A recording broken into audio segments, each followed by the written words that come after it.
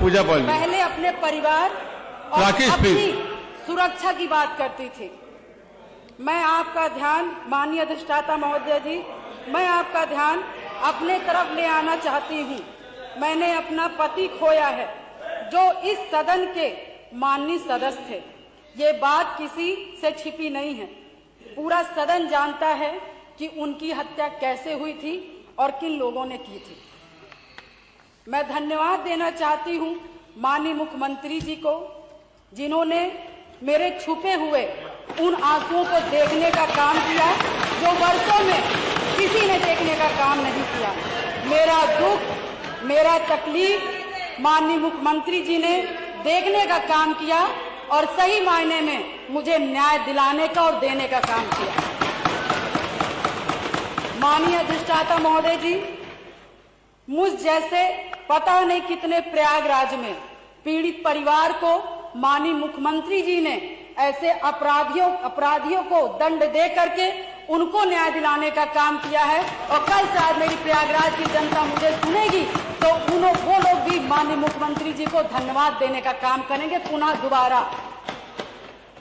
और माननीय अध्यक्ष जी, मेरे जैसे पता नहीं कितने महिलाओं की सिंदूर को मिटाया गया, पता नहीं कितने माताओं की गोदी सूनी कर दी गई। मैं धन्यवाद देना चाहती हूं ऐसे मुख्यमंत्री जी का, जिन्होंने जीरो टॉलरेंस ला करके, पॉलिसी को ला करके, अपना करके अपराध और माफिया अतीक अहमद जैसे अपराधियों को मट्टी में मिलाने का काम किया।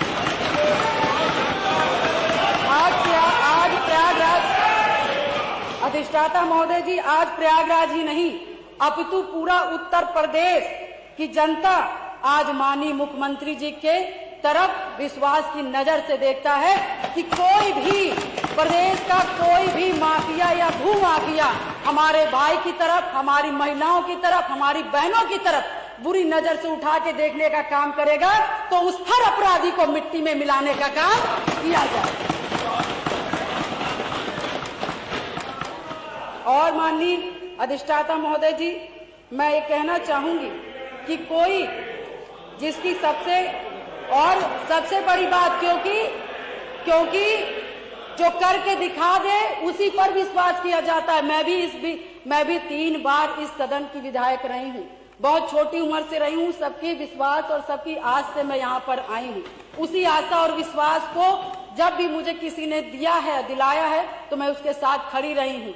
मैं कहना चाहूंगी कि इसकी सबसे बड़ी नजीर प्रयागराज में आपने हत्याकांड में देखा होगा, जिस तरह से जिसमें मेरे पति की हत्या हुई थी और जिस घटना को पूरा प्रदेश जानता है।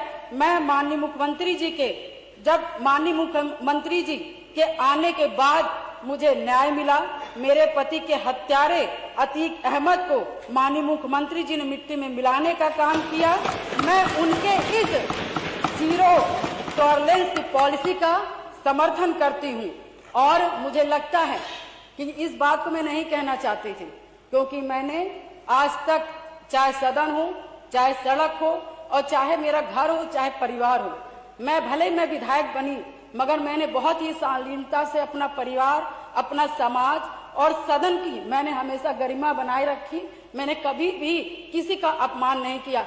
मगर मैं विधायक से पहले मैं 9 दिन की ब्याहता थी। मेरी माँ तो 9 दिन की शादी हुई थी और मैं उस ससुराल में मैं विधायक बनने नहीं गई थी। मैं सिर्फ उस घर का रोटी बनाने के लिए गई थी, अपना परिवार बसाने गई थी। मैं विधायक नहीं बनने गई थी।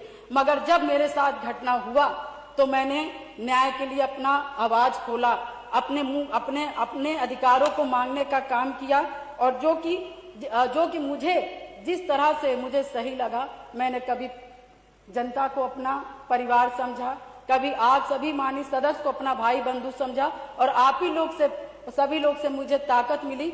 और मुझे लगता है कि प्रयागराज में जो कोई नहीं सोचता था, मैं मिसाल हूं उन सभी लोगों का, जो कि मैं बहुत गरीब परिवार से, दोनों ससुराल और मैके दोनों परिवार से, बहुत गरीब परिवार से आती हूँ। न मेरे पास पैसा था, न गाड़ी था, न व्यवस्थाएं थी, न घर में कोई एक आदमी था। मगर धन्य शहर पश्चिमी की जनता ने जिस पे मुझे विश्वास करके मुझे चुनाव लड़ने का काम किया और अपने पैसे से चुनाव लड़ने का काम किया और उन्होंने लड़वाने का काम उसी आस्था विश्वास के साथ सन 2005 से मैं कमर कस के मैंने शायद अपनी नहीं की, अपने पति की, मुझे तो पता ही नहीं था कि कौन क्या है, मगर मैंने जब जाना कि इससे कोई लड़ने के लिए तैयार नहीं इस अतीक ऐसे माफियाओं से, तो मैंने लड़ने की ठानी, क्योंकि मुझे बस एक चीज लगा कि आज मैं डर जाऊंगी जिसके पति की सारे आम हत्या कर दी गई और उसकी डेड बॉडी नहीं दी गई।